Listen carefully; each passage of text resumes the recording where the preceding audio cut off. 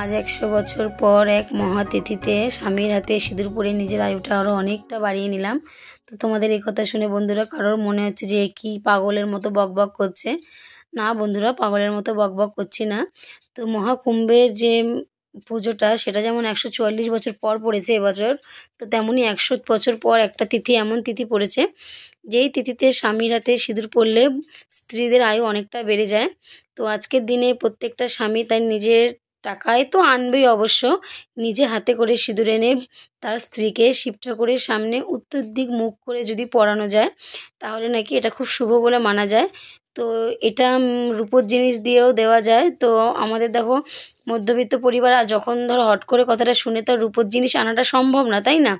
তার জন্য সিঁদুর পরালেও হবে। তো আমাদের মানে বউদের তো সিঁদুর ছাড়া কী আছে, তাই না? আমাদের মানে আমরা যে মহিলারা, তো আমাদের কাছে সিঁদুরটাই কিন্তু সব। আমাদের কাছে সোনা দানা রূপো হীরা চুন্নি পান্না কোনো কিছুরই কিন্তু মূল্য নেই, সিঁদুরের কাছে সবই কিন্তু ফ্যাকাশে। তো এই সিঁদুরটাই যেন ভগবান সারা জীবন যত দিন বাঁচিয়ে রাখবে, এটা যেন মাথায় নিয়ে বাঁচতে পারি, এই একটা আশা নিয়ে মনে যতদিন মানে প্রত্যেকটা দিন সকালে ঘুম থেকে উঠে রাত পর্যন্ত আমরা এই একটা কথাই বলি সবাই, যে যতদিন বাঁচবো ঠাকুর যেন মাথায় সিঁদুরটা নিয়ে আমরা বাঁচতে পারি, তাই না? তো এই কথাগুলো আমরা বলে থাকি। তো শুভ সকাল আমার বন্ধুরা, কেমন আছো তোমরা সবাই? আমি খুব ভালো আছি, আশা করি তোমরা যে যেখানে আছো ভালো আছো এবং সুস্থ আছো। তোমাদের সবাইকে সোমাস ডেইলি ব্লগে স্বাগত জানাই। হুগলি জেলার ছোট্ট একটি শহর ব্যান্ডেল থেকে আমি সোমা চলে এসেছি আজকে দেখো আবারও নতুন একটি সকালে। তো সবাইকে জানাই শুভ শিবরাত্রির, শিব চতুর্দশীর অনেক শুভেচ্ছা অভিনন্দন। তো ঘরে ঘরে প্রত্যেকের ঘরেই কিন্তু শিব পুজো করা হয়, তো সবাই কম বেশি আমরা করে থাকি। তো বড়দের প্রণাম, ছোটদের বুক ভরা ভালোবাসা দিয়ে ভিডিওটা স্টার্ট করছি। কাছে দূরে দেশে বাইরে যে যেখানে আছো আমার ভিডিওটা দেখছো, আশা করি তোমরা অনেক ভালো আছো এবং সুস্থ আছো।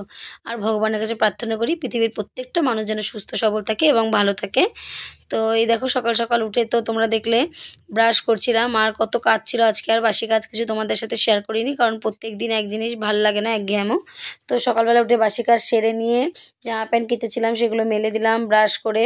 তারপরে এই যে চলে এসেছি একদম ডাইরেক্ট রান্নাঘরে, রান্নাঘরে বলতে বড়া ভাজতে।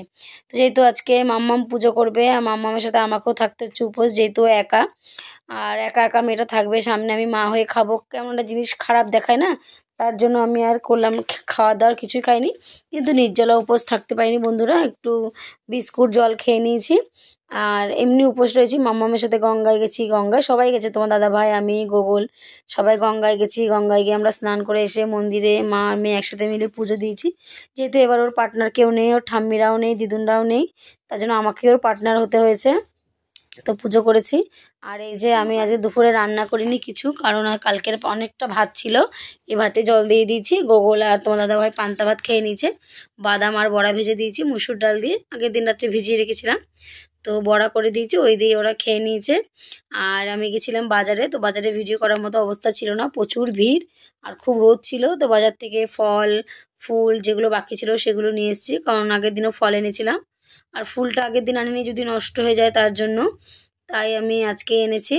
আর তোমাদের যে বলছিলাম না যে কথায় আছে, কিছু কিছু কথা আছে না বন্ধুরা, যে বিশ্বাসে মেলায় বস্তু তর্কে বহুদূর। তো যারা বিশ্বাস করবে তারা মানবে, যারা বিশ্বাস করবে না তারা মানবে না।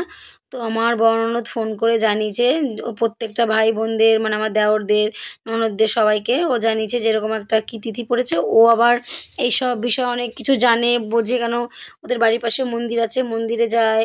তোদের সব কিছু ধরুন ও বলে না, যারা বড় হয় বয়সে তারা অনেকটা অনেক কিছু জানে, অনেকটা জ্ঞান তাদের মধ্যে থাকে। তো ও যেটা বলে আমাদের যখনই যাই বলুক না কেন আমরা কিন্তু সেটা মানি, যেহেতু বড় মানুষ বলেছে। মাথার উপর যখন বড় কেউ থাকে কিছু আদেশ দেয় সেটা মনে করি ভালোর জন্যই দেয়, তাই কিন্তু আমরা মানি, তো মেনে আমরা সেই কাজটা করি। তাই ও ফোন করে বলেছে প্রত্যেক ভাইদের বোনদের, তো ভাইরা গিয়ে ভাইয়ের বউদের জন্য সিঁদুর নিয়ে এসছে, এনে সবাইকে পরিয়ে দিয়েছে। আমার দেওরাও আমার যাদের পরিয়েছে, আমার ননদদের বড়রা ননদকে পরিয়েছে, তো সবাই পড়িয়েছে, আমাকেও পড়িয়ে দিয়েছে। তো এমন মানে হতবাক, এমনভাবে তোমার দাদাভাই ডেকেছিল, আমি বাইরে মন্দিরে বসেছিলাম, এমনভাবে ডেকেছে আমি না ভয় পেয়ে গেছি। হঠাৎ করে কী হবে, এত চিৎকার করে ডাকলো, বলে ঘরে আসো দরকার আছে। আমি বলি, কী আছে? তখন দেখছি সিঁদুরের কৌটোটা বের করে ওরকম পড়ালো।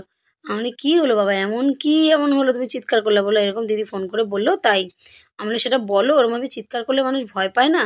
কী হলো রে বাবা হট করে? তারপরে তো সেই পড়ালো। তো এই নিয়ে সবাই মিলে কতক্ষণ রাত্রেবেলা আনন্দ, মানে সবাই সবার মধ্যে খুব ভালো লাগলো, সবাই সবাইকে ভিডিও কল করে দেখছি কার বর কাকে পড়িয়েছে, কে কিরমভাবে পড়েছে, এইসব একটা আনন্দ। তারপরে তো মন্দিরে ছিলাম, ওখানে সবাই মিলে গল্প আড্ডা করলাম, মন্দিরে সবাইকেও বললাম, শ্বশুরমশাইকেও বলেছি, শাশুড়িকে পড়ানোর জন্য কাকা শ্বশুরকেও বলেছি। খুব মানে একটা আনন্দ একটা জিনিস কি না, এ তো কোনো খাটনির কাজ না, কিছু না, একটু সিঁদুরটা জাস্ট পরিয়ে দেবে। স্বামীদের তো অধিকার আছে, তাই না? লুকানোর কি আছে, লজ্জা পাওয়ারও বা কী আছে? প্রত্যেকটা মেয়েই তার স্বামীর কাছ থেকে সিঁদুর পরতে খুব ভালোবাসে। আমাদের তো এই বিয়ের একটা দিনই সিঁদুর পরিয়ে দেয়, তারপরে তারা পড়াতেও ভুলে যায়। তার জন্য মাঝে মধ্যে যদি এরকম একটু এন্টারটেনমেন্ট করে আমাদেরও কিন্তু খুব ভালো লাগে। তো এদিকে দেখো ঠাকুরের বাসনগুলো তেঁতুল দিয়ে মেজে পরিষ্কার করে নিয়েছি। আর তামার ঘটে জল ঢালতে হয় সবসময়, জন্য তামার ঘরটাও মেজে নিয়েছি। বেলপাতা নিয়ে এসেছি, পাশের বাড়ি থেকে একটা মানে মেয়ের মতনই আছে, ও বেলপাতা দিয়ে গেছে, মানে ভাগ্নি হবে। সেই বেলপাতাগুলোকে ধুয়ে নিয়েছে, কারণ পাতায় বড্ড নোংরা। পাতাগুলো ধুয়ে টুয়ে পরিষ্কার করে গুছিয়ে গাছিয়ে রেখেছি, যে গঙ্গায় যাব। আর তোমার দাদাভাই 3টের সময় আসবে, একবারে যাব, কেন আমি একা 2 ছেলে মেয়েকে নিয়ে যাবো, ও জন্য বারণ করেছে যে আমি আসবো তারপরে তুমি যাবে। তারপর ও আসলো 3টের সময়, তারপর সবাই মিলে রেডি হয়ে গঙ্গায় গেলাম। আর এখানে ঠাকুরের কাপড় দুটোও ধুয়ে দিয়েছি। তো এইভাবেই আজকে সারাদিন পুজো পালা নিয়েই কিন্তু আমাদের কেটেছে বন্ধুরা, আর সেটাই তোমাদের সাথে শেয়ার করেছি। আর তার মধ্যে তোমার দাদাভাই 1টার সময় খাবার খায়, তো ওর না খিদেটা পেয়ে গেছিলো, যেন বললো বাড়ি থেকে একটু মুড়ি আর বড়া ভাজা দিয়ে আসতে। তো আমি আবার বড়া ভেজে কারখানায় মুড়ি বড়া টিফিন গাড়িতে করে দিয়ে আসলাম, যে তাহলে খেয়ে নিক, সেই 3টে সাড়ে 3টে আসবে, অনেকটা টাইম, তাই না, খিদে পেয়ে যাবে। তার জন্য আমি আবার গিয়ে দিয়ে আসলাম। আর এখানে দেখো সব কিন্তু আমার রেডি, আমরা গঙ্গায় যাওয়ার জন্য কিন্তু রেডি, একদম গো টু গঙ্গা নিয়ে। এই দেখো সব রেডি, গঙ্গায় যাব। উপোস করা অবস্থা দেখেছো? আর এই তালা দিচ্ছে গেটে, চাবি। চলো গঙ্গা দিয়ে স্নান করে আসি, মামাকে স্নান করিয়ে নিয়ে যাই, আর এসে তারপর আবার দেখা হচ্ছে।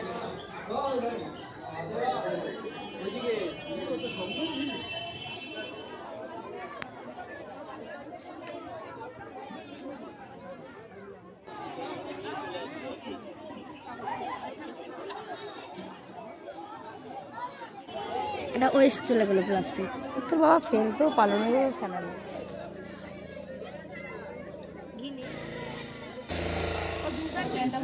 চলো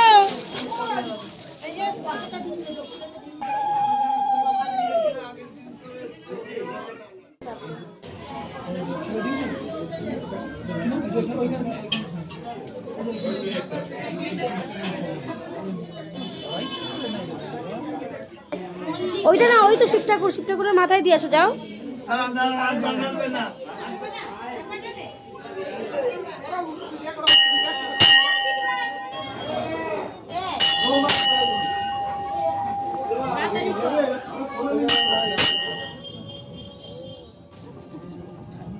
গন্ধ এখানে না, কি যেন মারা গেছে, মারা গেছে মনে কেউ। আরে কিছু মারা গেছে, সেগুলো ফেলেছে মনে হয়। একটা মেয়ে তো কাঁপতাছে, চানও করছে ডুবাই ডুবাই, কাঁপতাছে। আমি বাবা 5 থেকে 6 মগ জল ঢালছি, আমি তো ডুবাই চান করতে পারি না বলে আমি মগ নিয়ে আইছি, মগ দিয়ে চান করছি। তো দেখো বাড়ি চলে এসেছি, বাড়ি এসে বাড়ির শিব ঠাকুরকেও কিন্তু, ঘরের যে ঠাকুর থাকে তাকেও কিন্তু পুজো দিয়ে নিয়েছি। তো মানে তামার ঘরটার মধ্যে দুধ, গঙ্গা জল, ঘি, আতপ চাল সব কিছু মিশিয়ে রেখে দিয়েছি, ওইটা এখানে একটু ঠাকুরের মাথা ঢেলেছি আর নিয়ে গেছি। মাম্মা আর আমি দুজনে যেখানে গেছি পুজো দিতে সেখানে ঢেলেছি। আর পুজো দিতে গিয়ে এক কাণ্ড হয়ে গেছে, আমাদের পাশের যে মন্দিরটা, ওখানে পুজো দেওয়ার জন্য মা আর মেয়ে রেডি হয়ে গেছি, দেখছি মন্দিরের তালা দিয়ে ব্রাহ্মণ চলে গেছে। এবার শুনি আসবে সেই 9টার সময় যজ্ঞ করতে, অতক্ষণ বসে থাকা সম্ভব বলো? লাস্টে তোমার দাদাভাই আমাদের পাশের পাড়ায় একটা মন্দির আছে, ওখানে গিয়ে দেখে আসলো। ওখানে মেয়ে আর আমি দুজনে মিলে হেঁটে হেঁটে গিয়ে ওখানে একবারে পুজো দিয়ে ভুজ্য দিয়ে চলে এসেছি। আর পুজোর ভিডিওটা শেয়ার করতে পারিনি, কারণ ওখানে কেউ যেহেতু ছিল না। আমরা পুজো দেবো না ভিডিও করবার, কেমন একটা বেশ লাগে, কেউ থাকলে করে দেয়, সেটার ব্যাপার আলাদা।